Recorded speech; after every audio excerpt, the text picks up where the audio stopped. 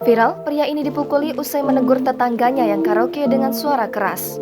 Seorang pria mengunggah video pemukulan terhadap dirinya pada Kamis 25 Agustus 2022 karena ia dipukuli karena menegur tetangganya menyetel karaoke dengan keras berkali-kali. Video tersebut diunggah oleh akun Twitter @curhattetangga. Dalam beberapa cuitannya, pria tersebut mengungkapkan keresahan terhadap tetangganya sendiri. Ia mengaku sudah menahannya sejak bulan September tahun 2020. Tetangga di depan rumahnya berkali-kali menyetel musik dan karaoke dengan volume keras melalui speaker dalam waktu yang lama hingga berjam-jam. Diceritakannya, beberapa bulan yang lalu ia meminta tolong kepada Pak RT untuk menegur tetangganya. Tetapi pria ini malah dipukuli oleh tetangganya.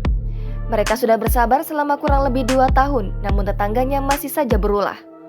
Menurut pengakuannya, ada banyak suara karaoke dan suara musik tetangganya yang ia rekam baik dari ponsel ataupun CCTV rumahnya untuk dijadikan bahan bukti.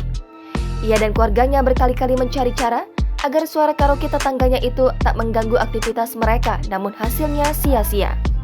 Karaoke yang dilakukan oleh tetangganya itu pun berlangsung sampai malam hari. Pria ini habis kesabarannya karena mereka sudah membuat istirahat orang tua pria tersebut terganggu.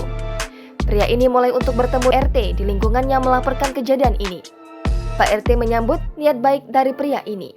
Ketika menegur ke rumah tetangganya, pria ini langsung dipukul di tetangganya. Sontak saja pria ini langsung melapor ke polisi karena sudah main fisik. Pria ini membuat laporan tersebut di tanggal 2 Januari 2022. Kejadian ini terjadi di daerah Klender dan pria ini melapor ke Polsek Durensawit, Jakarta Timur.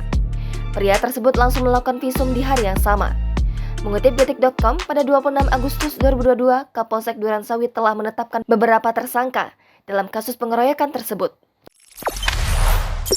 Jangan lupa subscribe, share, komen, dan like ya!